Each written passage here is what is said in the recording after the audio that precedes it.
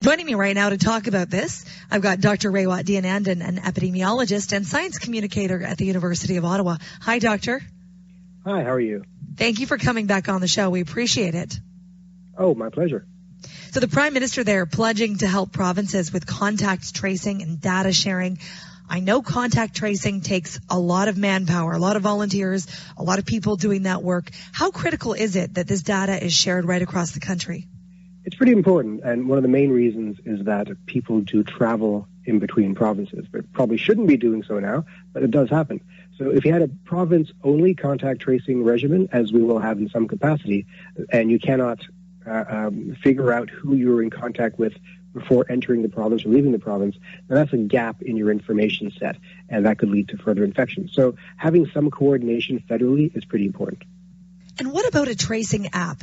The government has said that they've been working with Apple and Google, and they're looking at getting an app so that not every province has its own individual app. What are your thoughts on that? An app is pretty much required now, and here's the reason why. In China, in one region of China in February, the WHO had recruited 1,800 contact tracing teams, each team consisting of about 5 people. That's a lot of people for just one region of China. We haven't got that capacity to do so in Canada anywhere. So to do this right, we're going to need the technology to help us. And no one of us can remember where we've been in the last 2 weeks, who we've spoken to, who we had contact with. An app lets us to do that sort of thing with minimal effort, minimal expense, and almost in real time. Now, the problem is an app represents an intrusion into our civil liberties to some extent, and we're hearing some pushback already. And so there's got to be a delicate balance between the effectiveness of the app and its lack of intrusiveness into our personal lives. And hopefully the new ones will accommodate that balance. We've got Carmi Levy, a tech expert, who'll be joining us in about 20 minutes. So we'll dig into the privacy concerns and the potential of how the app would work. I know they're still working out some bugs in it right now. That's Apple and Google working together, which is actually quite rare. Meantime, as I mentioned off the top, Ontario now has its highest number of cases in 2 weeks. We have 441 new confirmed cases of COVID-19.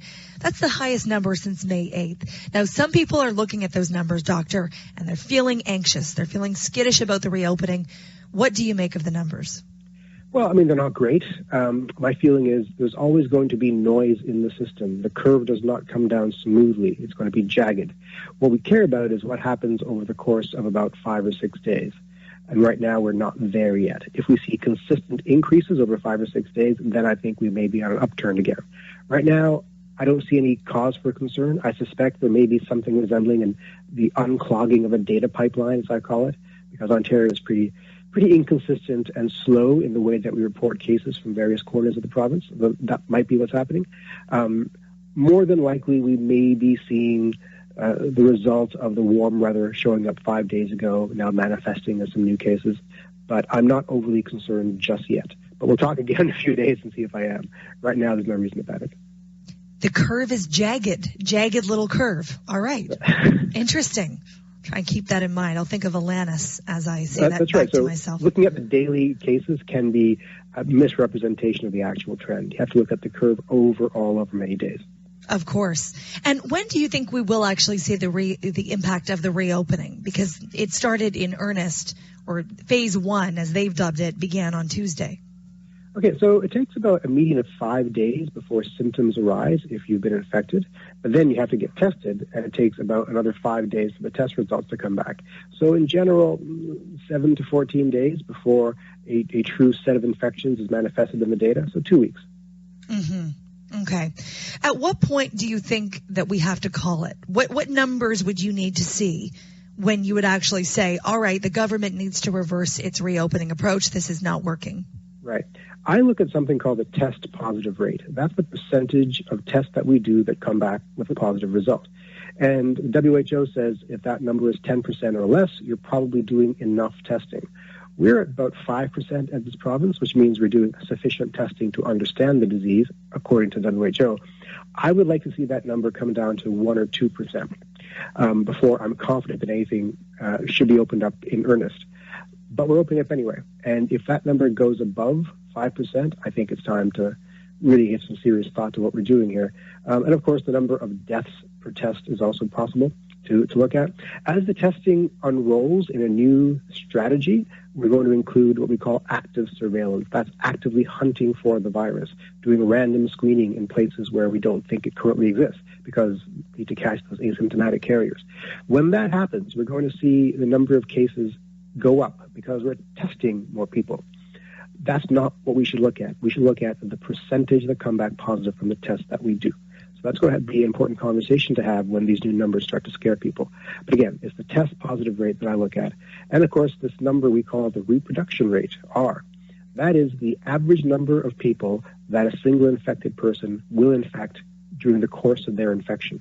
If that number is 1, everything is stable. If that number is less than 1, we are diminishing the epidemic. If it's over 1, we have exponential growth. Right now in Canada, we're, I think, a little bit under 1, so we're fine. Ontario is hovering a little over 1. We need to keep that number 1 and below, and there's a lot of work doing right now to compute that number regionally in real time. Doctor, when you say testing random places where the virus may not be expected to occur, just to see what's happening in the population, obviously long-term care homes have become hotspots for the virus. Hospitals would be a natural place to expect it. What would you be referring to? Would we be talking about a school-like setting, testing school-age children? What would be a random place that we could test? Well, we have to test the young people for sure. They're a largely unexamined population. We don't understand the epidemiology and transmissibility in young people. And as the economy reopens, if we do have increased community transmission, I'm willing to bet that it's from young people who are asymptomatic, who are spreading it. So we need to know about them. But random testing is just that. It's random testing. We are going to go to places where people don't know they have it and just ask them to be tested. This could take the form of grabbing someone on the street, or whenever you go see your doctor, he might request that you have a COVID test, or mailing out kits to people's houses. The idea here is to actively hunt it down. The analogy I give is if you're in a dark room and there's a cockroach running around the dark room and you want to catch the cockroach, you've got a flashlight. You can put the flashlight down and hope that the roach walks by the flashlight. That's passive surveillance. That's what we're doing right now, expecting symptomatic people to come in for testing. But if we're moving the flashlight around the room, that's actively looking for it. You've got a better chance of catching it on the run. That's what we want to do with random screening. Fantastic explanation. I love that. That's very helpful. Dr. Deonandan, this is why we have you on the show. We're chatting with Dr. Raywat Deonandan, an epidemiologist and science communicator at the University of Ottawa. Let's talk about this guy in Toronto who says that he's invented a cure for COVID. How about a headline to grab your attention on a Friday morning? So this was written by the Toronto Star. And this is a molecular engineer at the University of Toronto. Seems like quite the colorful character. And he's invented a cure, according to himself. That's what he says. He says he's invented a synthetic antibody to eliminate the symptoms of COVID from the mild to the severe. He says the antibody keeps the virus from getting into a cell. And get this, he believes that the antibody could be mass-produced within a month or two. Sounds too good to be true. What do you think? Well, no paper has been produced yet, and therefore no peer review has been done. So I reserve judgment on that front until I can read the actual science. I'm not a fan of science by press release. I remember the days of cold fusion, if you remember those days. But I will say that for a long time, we've been predicting that treatments and cures will come before a vaccine. And one of the major candidates for a treatment or cure was always the monoclonal antibody, which is what he claims to have made. There's been a global push to find the right monoclonal antibodies. And what that is, essentially, is a synthetic protein that is part of the immune system that can either prevent the virus from attaching to the receptors and allowing it into your body, or that can take away the symptoms once you're already sick. So if it's true that he has found a cure/treatment, it's not surprising that it's a monoclonal antibody. However, what I do understand is that he's really early on in the phases. He has some small animal studies that he's done, but we need to ramp up to human testing, clinical trials, before anything is known. But that's clearly not the same thing. Like, I know you want to professionally reserve judgment, and I entirely respect that. I do. But we can't. Can you be confident that you've developed a cure when you haven't tested it in humans?